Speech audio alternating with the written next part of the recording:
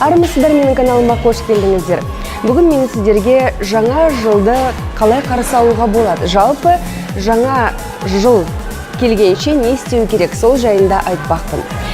Ең алдымен міндетті түрде бірінші кезекте үйді тазартып жуу керек. Және де керек емес нәрселерді, керек емес дүниелерді, керек емес киім-кешектерді басқа да мұқтаж жандарға беру керек, немесе тастау керек, лақтыру керек.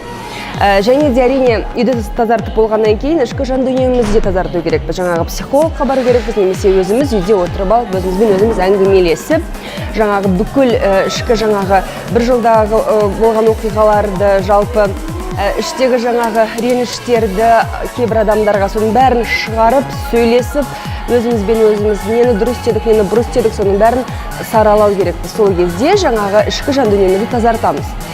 Одан кейін үшінші кезекте моншаға бару керек деп те ойлаймын, себебі ішкі жан дүниемен қатар сыртымызды тазарту керекпіз. Әрине одан кейін сіздер жеңілденіп қаласыздар, әлдеқайда жеңілденіп қаласыздар. Тағы да айтпағым, әрине жаңа жыл қарсаңында міндетті түрде сыйлық жасаған дұрыс деп ойлаймын. Сыйлық жасаған дұрыс, немесе жаңағы мұқтаж жандарға көмектескен дұрыс. Әрине жаңа жыл қарсаңында ғана емес, жалпы жыл бойы да, бірақ егер де үлгермесеңіздер бір жылдың ішінде жаңа жыл қарсаңында керекті адамдарға жаңағы сыйлық жасасаңыздар, немесе мұқтаж жандарға көмектессеңіздер, қайырымдылық жасасаңыздар өте жақсы болады.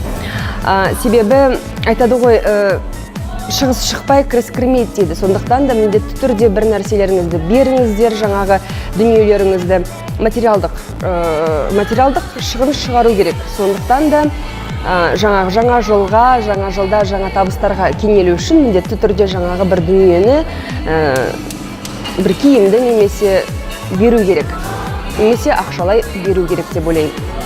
Одан кейін әрине ең соңғысы, қолыңызға парақ, дәптер алып, міндетті түрде болашаққа арналған жоспарыңызды, мақсатыңызды, арманыңызды тізіп тұрып жазып шығыңыз. Нені қалайсыз келесі жылы, соның бәрін тізіп тұрып, әр сөзін, әр әрпіне мұқият қарап тұрып жазып алыңыздар.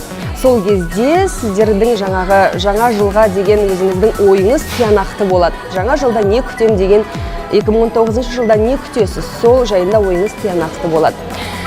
Сонымен айтпағым, жаңа жыл мерекесі де таяп қалды. Жаңа жылдық мерекелеріңіз құтты болсын. Жаңа жылда жаңа табысқа кенелейік. Жаңа жылда өстіп күлімсіреп, бақытты болайық. Менің каналыма жазылыңыздар, сіздер үшін бәрін жасауға тырысудамын.